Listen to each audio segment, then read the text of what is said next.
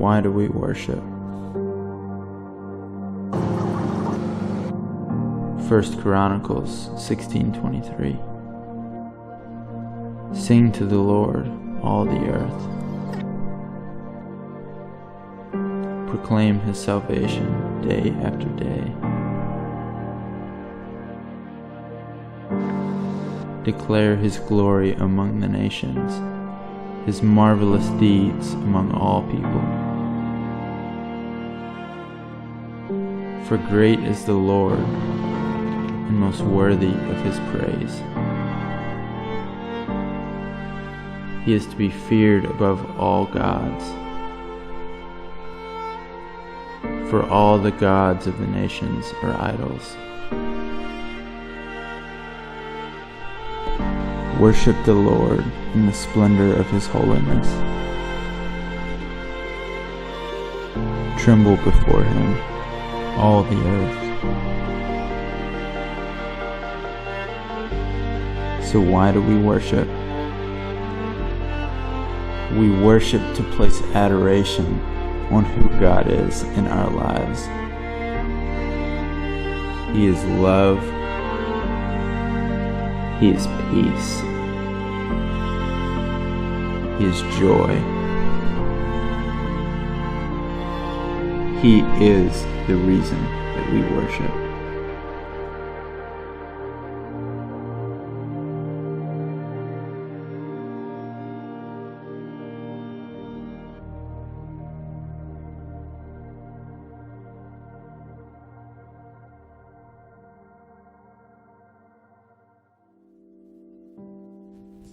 Magandang umaga po, Divine Will Family. Ngayon po ay isang araw muli ang binigay sa atin ng ating Panginoon. Nakakatuwa lang pong isipin dahil araw-araw po ito yung paanyaya sa atin ng ating Panginoon. Yung, "Come to me, all you are weary, and I will give you rest. Abide in me, because I am your vine." Kaya po nawa sa umagang ipong ito o sa araw-araw po ng ating buhay, bigyan po tayo ng Panginoon ng pusong ganito. Sabi nga po sa isang devotion po na nabasa ko, "Lord, give us a heart that longs for you day by day, hour by hour, and minute by minute." Amen. Hallelujah.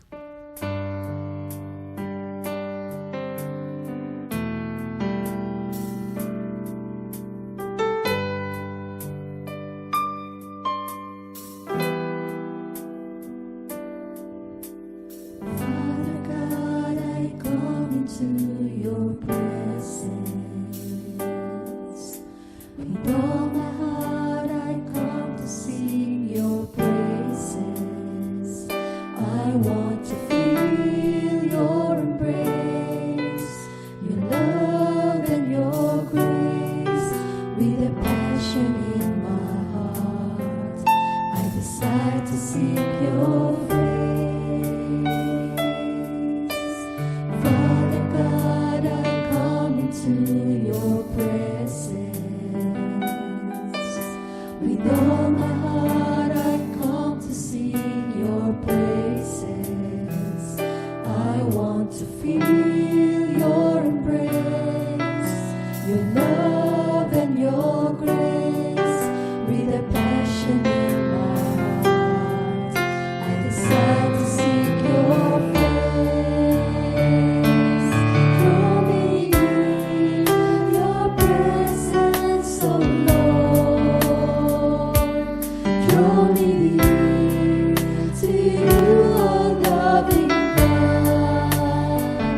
I long for you, my heart worships you alone. Draw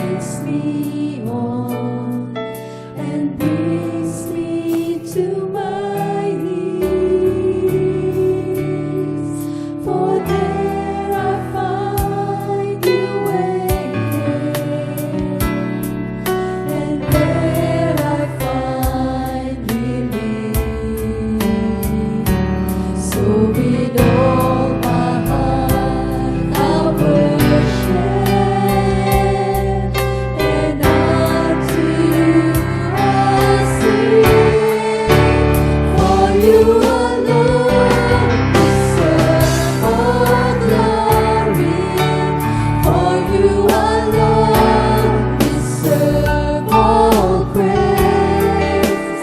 Father, we worship and adore you. Father, we love to see your face.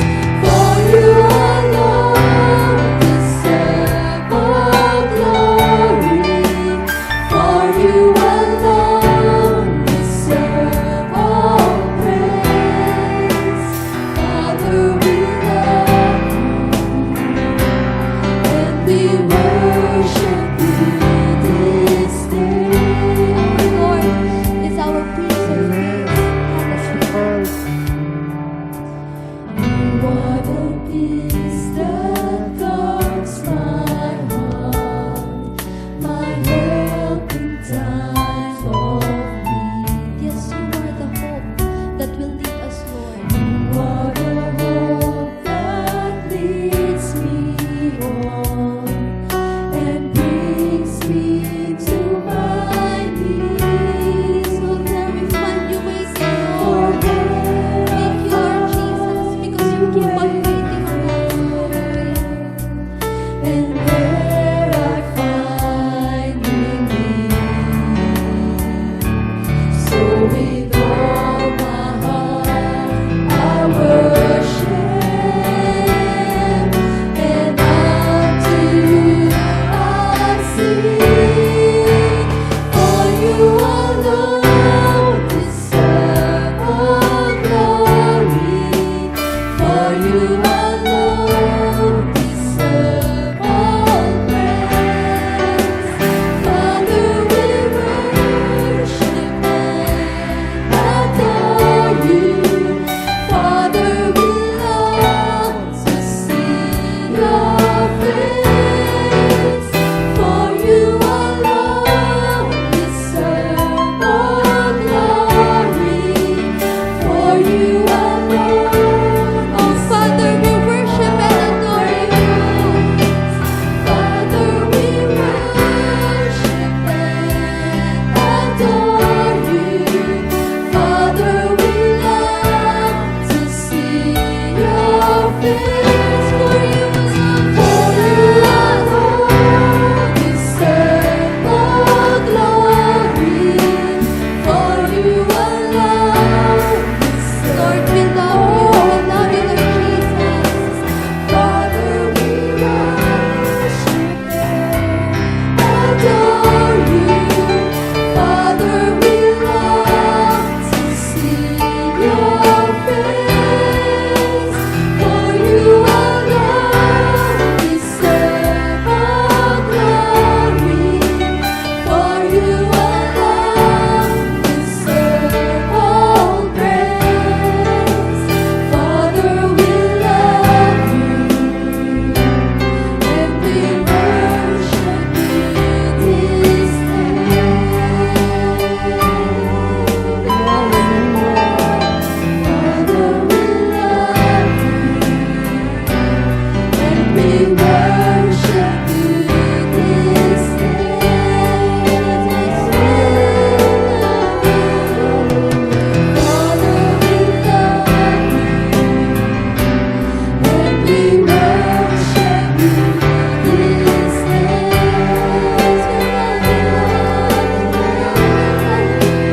Father, we love you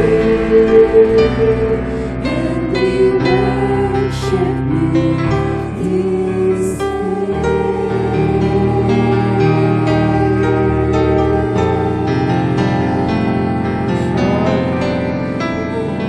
Hallelujah.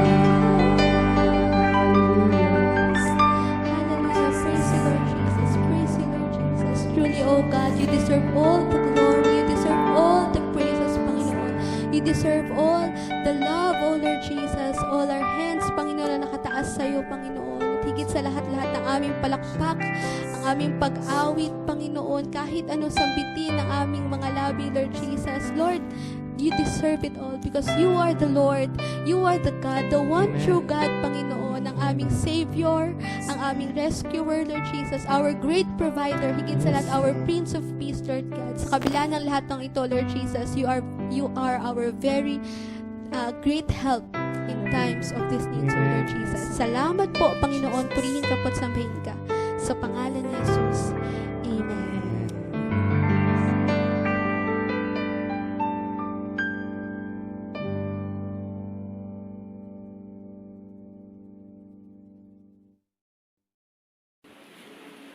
Magandang Sunday po sa ating lahat, mga kapatid. It's the Lord's Day at salamat po at muli through this online worship service ay di lang tayo nakapagpuri at sumamba sa Panginoon. Tayo po ay may time din para makapakinig at ma-challenge po ng kanyang salita.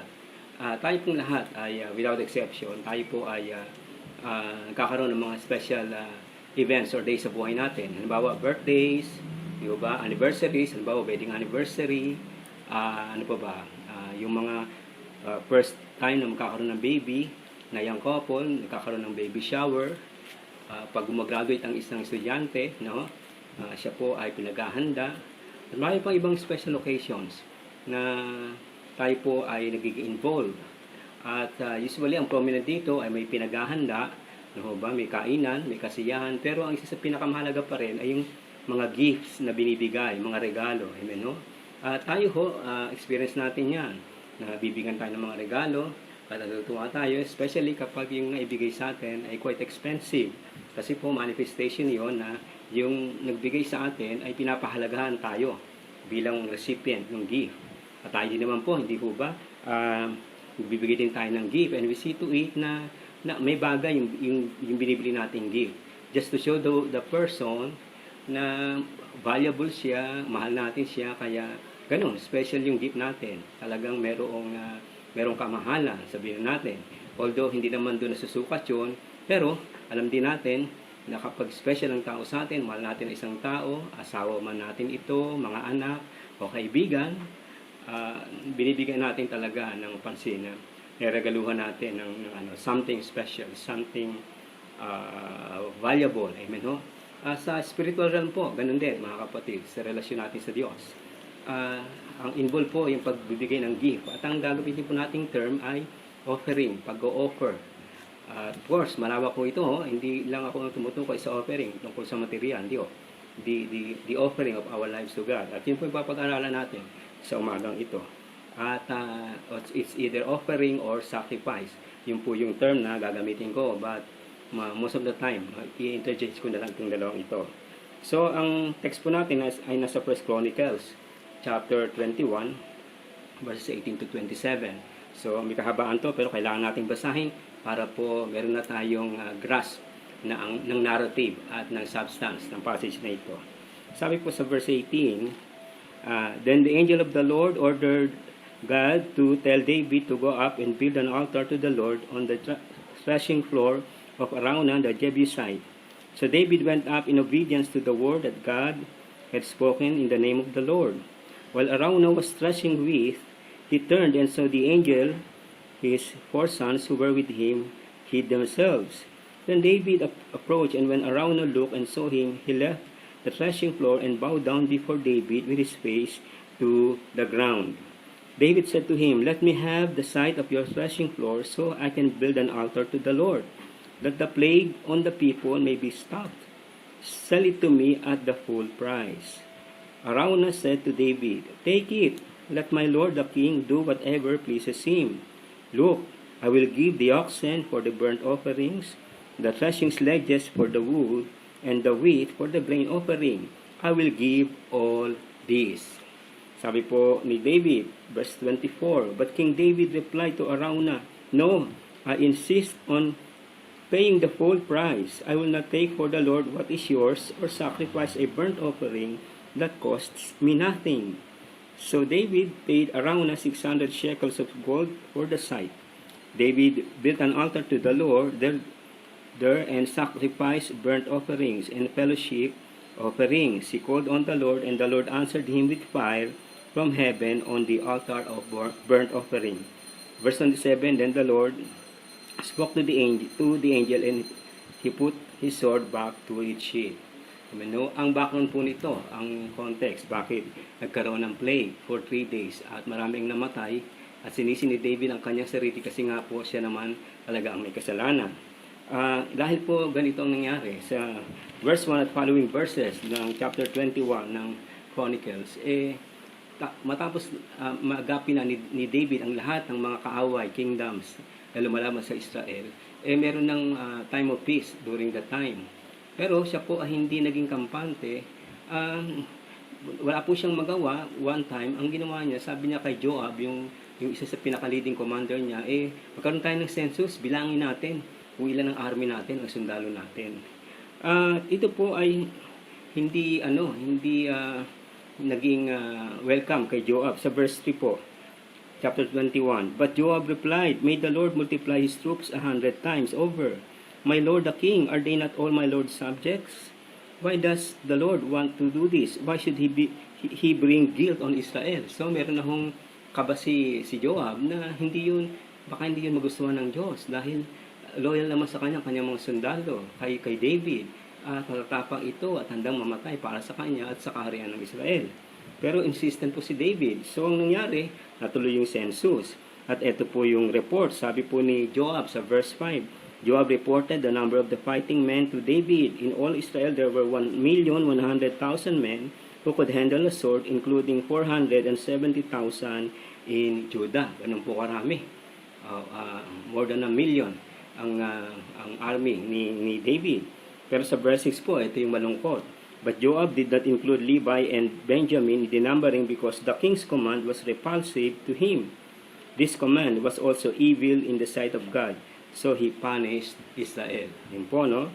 This command was also evil in the sight of God, so he punished Israel.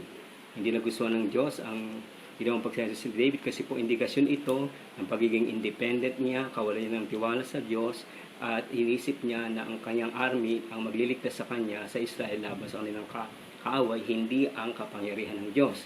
So nagalit po ang Diyos. Anong result na? Nagpadala po ang Diyos ng isang propeta, si God. No? At ang instruction ng Diyos, pumili si David ng 3 punishments. Sabi po dyan,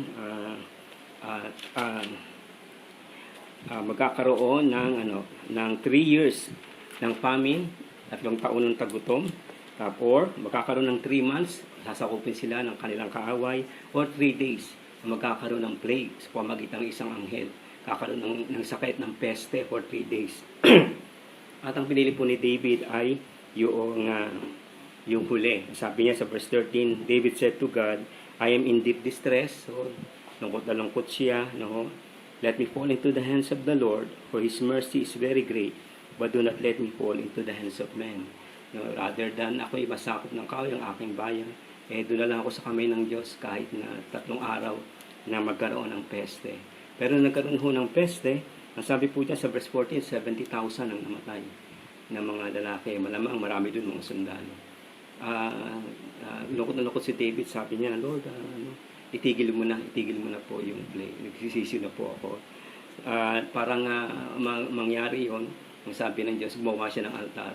At ito nga po yung binasa natin para maapis ang Diyos at yung kanyang repentance, yung kanyang pag-re-offer ng kanyang buhay, pag-admit na ng kanyang pagkakasala sa Diyos ay maayos, mapatawad ng Diyos. Kailangan gumawa siya ng altar at mag-offer ng offering.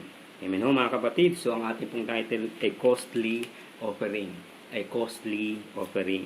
Amen ho. Number 1, praise God. Offering is an act of devotion God expects from us. Amen ho. Mga kapatid, offering and acts of sacrificing were practiced during biblical times. Intindihan po natin. Nung pang panahon ng Biblia, in fact, doon pa lang sa Genesis, hindi ba chapter 4, yung offering na sacrifices, burnt offerings, yan po ay pinapractice na no, as early as sa Genesis. Amen ho. Maging sa panahon ni Noah, after ng flood, di ba? So, yan po ay makikita natin na pinapractice sa biblical times. It was common to all ancient religions to practice offering of sacrifices. Maging yung ibang mga pagan beliefs mga pagan people, meron po silang ganitong mga pag-o-offer ng sacrifices. It's either mga hayop din, o mga grains, mga crops, At may time ho, mga babies, mga bata, ang kanilang ino-offer. No? At yan po ay totoo, historically na nangyari doon sa mga empires noong unang panahon. Intindihan po natin. So, lahat po ng form ng religion ay nagpa-practice ng ganito, pag-offer. No? Kaya the offering or sacrifice we do is the one acceptable and legitimate because it is directed to the true and living God. Amen. No? At ito naman po ang maganda. Sa maraming mga religious groups na nag-o-offer ng kanilang mga offering sa Diyos, kanilang buhay, kanilang lakas, kanilang resources, kanilang time, anything, ang makabuluhan lamang pong pag-o-offer ay ginagawa natin. Kasi po tayo po ay nag-o-offer sa tunay na Diyos. Amen ho? Sa tunay at buhay na Diyos. At yun po ang emphasis ni Paul. Sa Acts 17, sabi niya sa mga taga-Athenians, sa mga taga-Greeks, na kung sino-sinong Diyos ang sinasambahan. Dami-dami, bawat kanto, bawat kalye, may mga shrine ng mga Diyosan. At meron pong isang magandang shrine doon ang nakalagay to an unknown God. Capitalize yung G, to an unknown God. Kaya sabi ni Paul, nung siya nag-pray, sabi niya, napansin ko, religious talaga kayong mga Athenians, mga Greeks. Pero kasi meron kayong a shrine to the unknown God. Eto, sabi ko sa inyo, kung sino yung unknown God na yan. Siya yung tunay ng Diyos na gumawa ng langit at lupa, and so forth and so on. Amen ho? Yung iba naniwala, iba naman hindi. So mga kapatid, pasalamat tayo na kung tayo may pinanggalingang mga religious beliefs na hindi sumasamba sa tunay na Diyos. Amen ho? Magpasalamat tayo kasi natagpuan natin through Jesus Christ ang tunay na pagsamba sa Panginoon, ang tunay na pag-offer. Amen ho? Kaya sabi ng Lord, those who worship me must worship me in spirit and in truth. Amen ho? Praise God. So salamat. Hindi unknown ang Diyos natin. Siya ay our known God.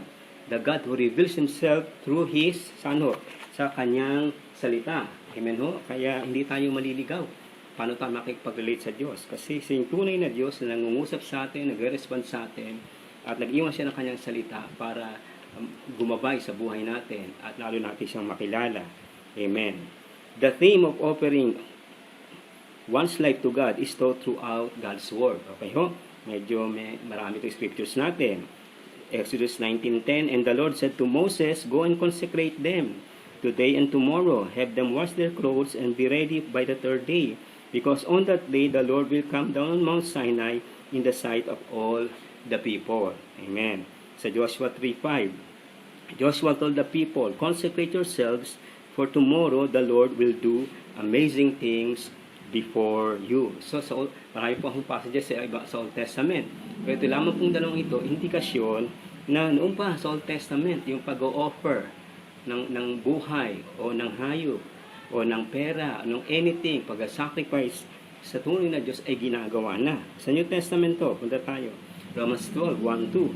Therefore, I urge you, brothers and sisters, in view of God's mercy, to offer your bodies as a living sacrifice, holy and pleasing to God. This is your true and proper worship. Amen ho? That's sa 2 Corinthians chapter 5, verses 14-15. For Christ's love compels us because we are convinced that one died for all, and therefore all died. And He died for all, si Jesus po yun, that those who live should no longer live for themselves, but for Him who died for them and was raised to death. Hindi na mabubuhay ang Kristiyano sa kanyang sarili, kundi sa Diyos na, sa Lord na. I-offer niya kanyang buhay as a sacrifice. Sabi nga sa Romans, a living sacrifice. Amen ho? That's sa 2 Corinthians chapter 8, verses 1-3. Kung yung pong unang passages, nag-refer sa buong buhay natin, yung lakas, amen ho? Yung talino, yung kakayanan, yung puso natin, yung mind natin, i-offer natin sa Diyos. Pagdating po sa 2 Corinthians 8, yung resources naman natin. And now, brothers and sisters, we want you to know about the grace that God has given the Macedonian churches. In the midst of a very severe trial, their overflowing joy and their extreme poverty welled up in rich generosity. For I testify that they gave as much as they were able, and even beyond their ability, entirely on their own. Ito naman po, Macedonian churches, na Thessalonica, Philippi, hindi ho ba? Yung Colossus, no? Yan po yung mga mahirap na churches during that time. Kasi sila po ay nag-offer sa Diyos. Hindi lang ng buhay nila, kundi yung mismong resources nila. Yung pera nila, kahit sila ho ay mahirap o kapos sa economic aspects ng kanilang buhay. So makita po natin, establish natin mga kapatid, number 1, na offering is an act of devotion God expects from us. Hindi po pwede na tayo ay na-born again na hindi tayo nag-offer ng buhay natin sa Diyos. Amen ho. There must be a manifestation of the offering of our lives to God. Amen ho. In many form, in many ways, in all aspects ng buhay natin.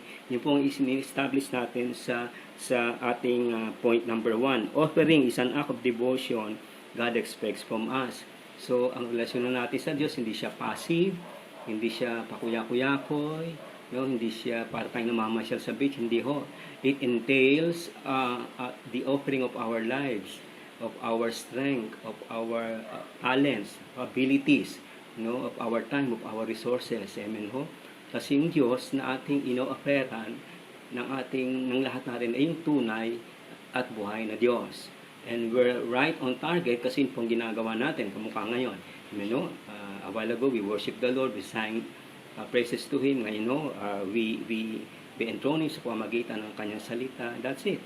Mga kapatid, this is a form of offering our lives to God.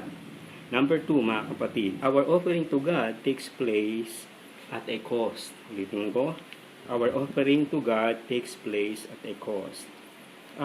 Di ba sabi sa verses 23 to 24, Arauna said to David, "Take it, let my Lord the king do whatever pleases him. Look, I will give the oxen for the burnt offerings, the threshing sledges for the wood, and the wheat for the grain offering. I will give all this."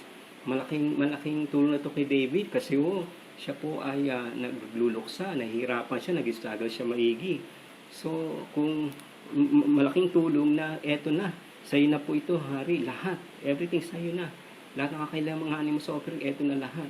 Basta, tumawag ka na sa Diyos para matigil na itong plague. Pero sabi po ni David, but the king replied to Arauna, "No, I insist on paying the full price. I will not take for the Lord what is yours, or sacrifice a burnt offering that costs me nothing." Mga kapatid, our offering to God is our entire life presented through, letter A, our obedience. Our obedience. Sabi po sa 1 Corinthians 10:31 hanggang 11:1, so whether you eat or drink or whatever you do, do it for the glory of God.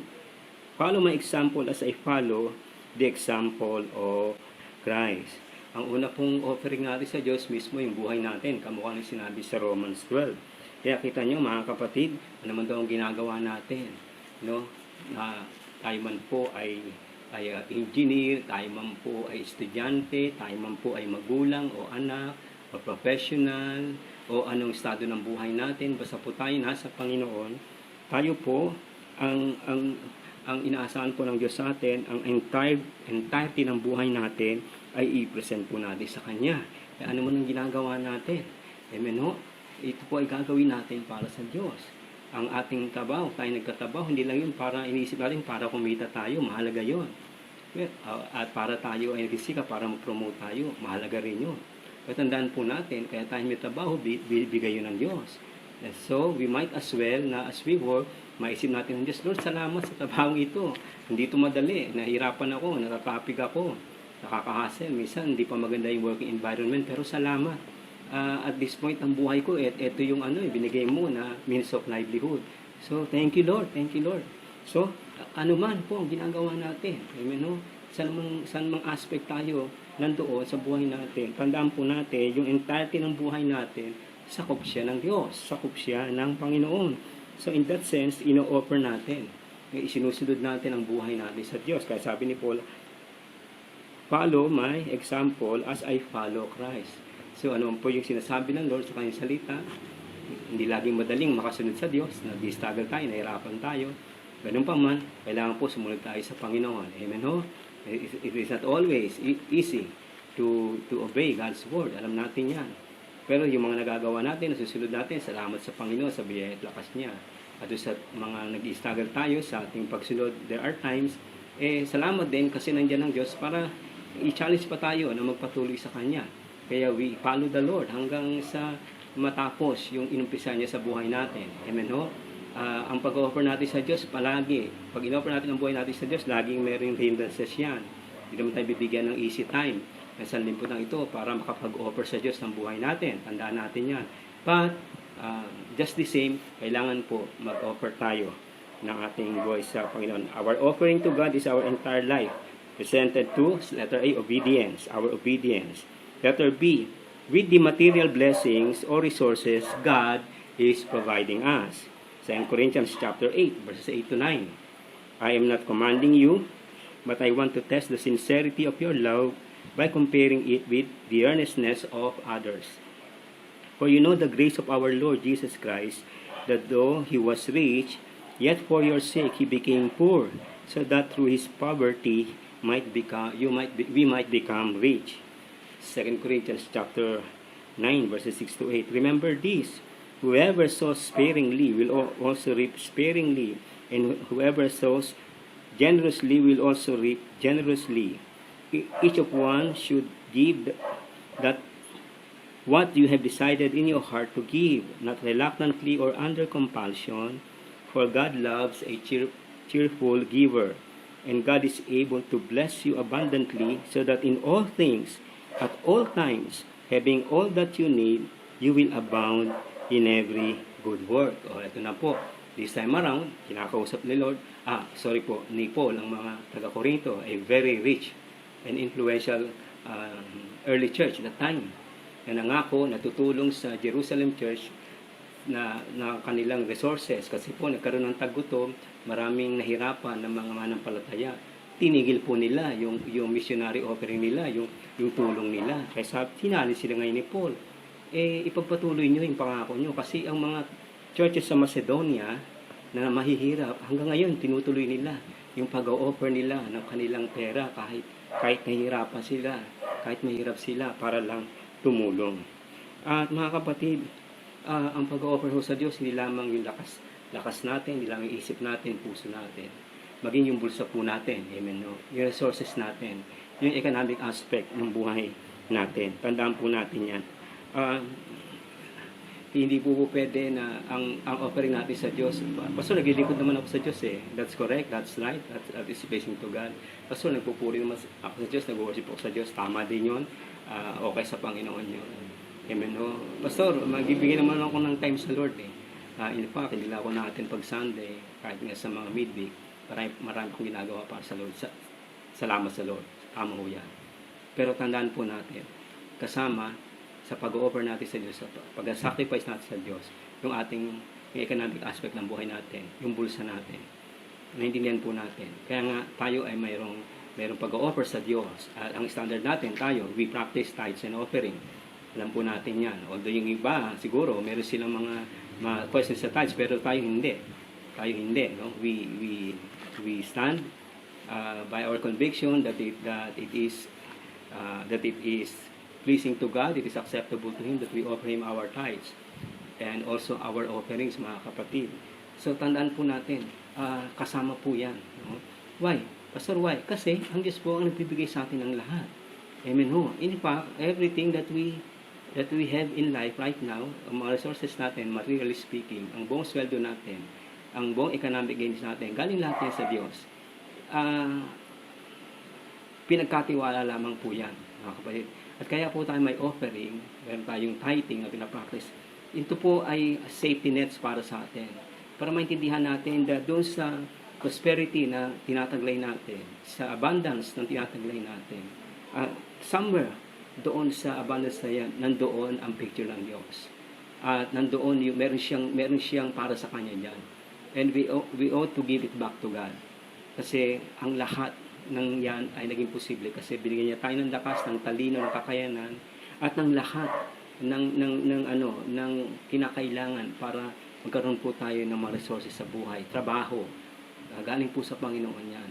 And the least and the most that we can do is to give to God yung mga resources natin. Tandaan niyo, mabuti ang Diyos, hindi niya masinasabing lahat. Although, technically speaking, everything ay lahat para sa Diyos. Pero alam niya, meron tayong needs dito. We have earthly needs. We have families to feed. We have children to to educate, hindi ho ba? Alam mo ng Diyos yan. We have personal things that we want to buy ourselves, hindi ho ba? Alam ng Diyos yan. Kaya naman, okay sa Kanya yan. Pero sabi niya, bahagi ng pag-consecrate ng buhay, pag-offer ng buhay sa Lord, ay yung ating resources, binibigay natin sa Panginoon. Amen ho? So, let us not forget that. With praise and thanksgiving from our heart, letter C. Sabi po sa scriptures, do not get drunk on wine, which leads to debauchery. Instead, be filled with the Spirit, speaking to one another with psalms, hymns, and songs from the Spirit. Sing and make music from your heart to the Lord. Another passage, Colossians 3:15-16. Let the peace of Christ rule in your hearts, since as members of one body you were called to peace, and be thankful. Let the message of Christ dwell among you richly as you teach and admonish one another with all wisdom through psalms, hymns, and songs from the Spirit, singing to God with gratitude in your hearts. And last passage po natin dito under this, Hebrews 3:15. Through Jesus, therefore, let us continually offer to God a sacrifice of praise, the fruit of our lips that openly profess His name. Ito ho, yung conveniently na palay ko mas madali nating nagagawa ay yung pagpupuri at pagsamba sa Diyos. Yung actual, yung physical na pagpupuri with our voice, with our lips, with our hands, with our feet, with our entire physical body, yung mga gestures natin, ang pagtaas ng kamay, pagsayaw natin. Of course, dapat yan ay mula sa puso. At alam natin lahat yun. Yan po ay type ng pag-o-offer sa Diyos.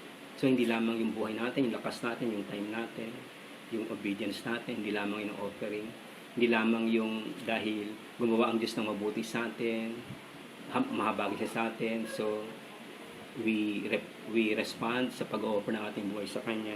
Hindi lamang ho yun, hindi lamang through our resources, hindi lamang yun, kundi mismo sa papasalamat sa Kanya, sa pagpupuri at pagsamba sa Kanya. Amen, no? So, in times tayo po ay nag-praise and worship, lalo na kapag sa church, collectively, tayong lahat, ito po ay offering sa Diyos. This is an offering of praise and worship. Ito ay katanggap-tanggap sa Diyos. Kasi kung meron isang bagay na gustong-gusto ng Diyos na ginagawa natin is to enthrone Him, to lift Him up. And one of the ways wherein we can lift God, we can enthrone Him is through our praise and worship. Salamat. Ang church natin ay we give tremendous value. We give, sabihin na nating extra weight sa ating pagsamba at pagpupuri. Isa yan sa mga priorities ng church natin. We really give God the glory, the honor that is due Him kasi siya yung Diyos na karapat-dapat sambahin. Amen ho? Ang lastly po mga kapatid, our offering is accepted and honored by God. Sa verse 26, di ba? Sumagot ang Lord sa fire from heaven, kinonsume yung offering ni David. At yung anghel, yung kanyang sword, binalik niya na doon sa kanyang sheath. Ibig sabihin, tinanggap na ng Diyos yung kanyang pagbabalik loob, yung kanyang paghingi ng tao, yung repentance niya. At yun, nakita po natin, ang Diyos ay kumilos maigi sa buhay ni David at natigil na yung plague. Amen ho, mga kapatid? So, our offering is accepted and honored by God. Hindi po ito na babali wala. At isa pa pong passage natin ay dito sa Luke 21 verses 1 to 4. Sabi po dito ay, as Jesus looked up, He saw the rich putting their gifts into the temple treasury. He also saw a poor widow put in 2 very small copper coins. Truly, I tell you, He said, this poor widow has put in more than all the others. All these people gave their gifts out of their wealth, but she out of her poverty put in all she had to live on. You know, mga kapatid, kung paanong sumagot, in-honor, in-accept ng Lord yung offering ni David, you know, that cost him, you know, hindi lang ng kanyang, ng damdamin niya, because yung nangyaring tragedy, dahil sa kagagawan niya, but also yung yung ano, no, yung resources niya, o dumayaman siya, pero hindi niya hinayaan si Arauna na malibre, so to speak, yung kanyang pag-o-offer sa Diyos. Hindi, babayaran ko yan. Babayaran ko yung lupa mo, lahat yan. Kasi ayoko magsakripisyo sa Lord, mag-offer ng wala lang, ng very convenient lang, ng ganun-ganun lang. At ito pong widow, mga kapatid, this is a pinaka-helpless na mga individual sa panahon ng Israel. Na-impress po ang Diyos kasi naghulog siya, no, ng offering. Lugar na ang makita niya ay yung abundance ng offering ng mayayaman, ng the rich. Ang nakita niya po ay yung kaliliit na 2 copper coins. Ang nakita yung hinulog ng widow, pero sabi ng Lord, greater ang kanyang ginawang offering at sacrifice kaysa doon sa mayaman. Kasi out of their wealth lamang o ng kanilang surplus, nagbigay yung mayaman. But this woman, this poor widow, she gave out of her extreme poverty. Amen, no? Parang mga taga-Macedonian churches. At ang bottom line po nito, our offering is accepted and honored by God. Mga kapatid, siguro susunod na time, kita nyo, napahaba na ako rito. Susunod na time, usapan natin about yung stewardship ng money, ng resources. Siguro some other time para matutukan natin maigi. But dito lang mga kapatid, makita po natin. Hindi po pwede po na nag-consecrate, nag-offer tayo sa Diyos ng service natin, ng lakas natin, ng praise natin, pero hindi kasama yung resources natin. Hindi po pwede yun. Kasama po yung resources natin, yung wealth natin, so to speak, gaano mang kalaki, gaano mang kaliit. Kasi yun po ay gusto ng Diyos. Bahagi po yun ng economy ng Diyos, na ang pag-offer sa Kanya, kasama po yung mga resources, yung material resources ng buhay natin. Makita po natin, walang naaksaya po mga kapatid pag nag-offer tayo sa Diyos. Amen, no? Pag nag-consecrate tayo sa Diyos, dito nababaliwala, dito nasasayang, kasi dito po sabi natin, ano man ang ini-offer natin, ano man ang sinasacrifice natin para sa Diyos, time natin, ba, money natin, lakas natin, kakayanan natin, everything, ito po ay ina-accept at ina-honor ng Diyos. Kasi nga po, siya yung buhay na Diyos at totoong Diyos. Praise God. Para po sa concluding thoughts natin, an act of offering or sacrifice to God has a price tag. Oftentimes, it is costly. Ulitin ko, an act of offering or sacrifice to God has a price tag. Oftentimes, it is costly. Mga kapatid, spiritual engagement or commitment is not like a bargain or garage sale. The price is always high. Tandaan po natin yan. Kung merong mga buy one take one, buy one take two dito sa earthly system, no, kung merong mga garage or bargain sale, sa spiritual realm po wala pong sale na spiritual engagement or commitment sa Diyos. Lagi po itong may tag price, at usually ho mahal ang tag price, costly ho, expensive. Tandaan po natin yan. Wala pong shortcut sa offering or sacrifice sa Diyos. We have to tread the long route. Wala pong shortcut. Kailangan po meron talagang we have a price to pay. Amen ho. Praise God. At isa pa, an act of offering or sacrifice to God is never meant as payment or means to earn His favor. It is a response of our humble and grateful heart. Pag tayo nag-offer sa Diyos, so nagkukumpit tayo ng buhay natin, hindi ho yung bayad sa Diyos. We can never pay God. We can never repay God. Amen ho? O para ma-earn natin yung favor niya. Hindi ho. Wala pa tayo sa Panginoon, mahal niya na tayo. Wala pa, hindi pa natin iniintindi ang Diyos, nandun pa tayo sa kasalanan. Ang Diyos po ay mahabagi na sa atin. Amen ho? Pero ang offering natin bilang mga anak niya na, ang pag-act ng sacrifices natin, hindi po ito bayad. Hindi natin mababayaran ng Diyos. Not in this life and not ever we can repay God. Because forever we will be indebted to God. Because of His unconditional love, of His immeasurable mercy, and of His sabihin na nating undying grace sa ating mga buhay. So ito lamang po ay a response po ito ng na-humbled ang puso natin at naging faithful tayo sa Kanya. Amen ho mga kapatid.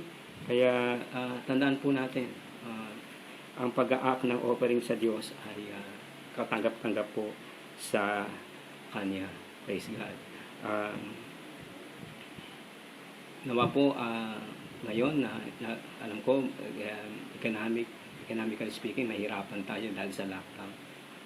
Maybe we are tempted really to have a second thought na magbigay tayo sa Diyos the moment na magkaroon tayo ng normal praise and worship activity. But I would like to challenge you, ibigay po natin ang para sa Diyos. Tandaan po natin, hindi niya tayo pagkukulangin. He knew more than anyone else kung gaano ang mga pangailangan natin.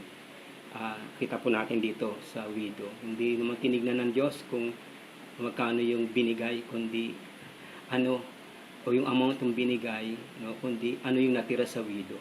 Alam mo ng Diyos, kapag nagbigay tayo sa Kanya, alam niya matitira sa atin konti lang. But trust God na yung konting yon, siya pong bahala. He will multiply that and He will see to it that He will supply all our needs according to His riches in glory in Christ Jesus. So it is a costly offering, but it is worth it because our God is worthy of our offering, of our sacrifices. God bless us all. God bless us all. Amen.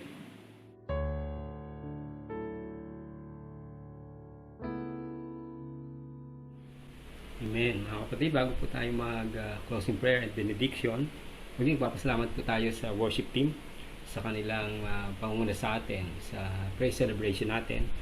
Thank you kay Hazel sa kanyang pag-worship lead at sa mga backup worshipers natin and of course sa ating band. At salamat din sa tech group natin at sa bawat isa po sa inyo na nakikiisa at sumusuporta sa ating online service. Pagpalain po tayong lahat ng ating Panginoon at sa buong araw na ito, makasama po natin yung kaniyang presensya. Amen. Sige po, tayo po ay dumako sa Panginoon sa ating panalangin. Aming Ama, salamat po sa iyo na sa Sunday na ito, ikaw po yung aming naitaas sa aming pag-awit at pagsamba.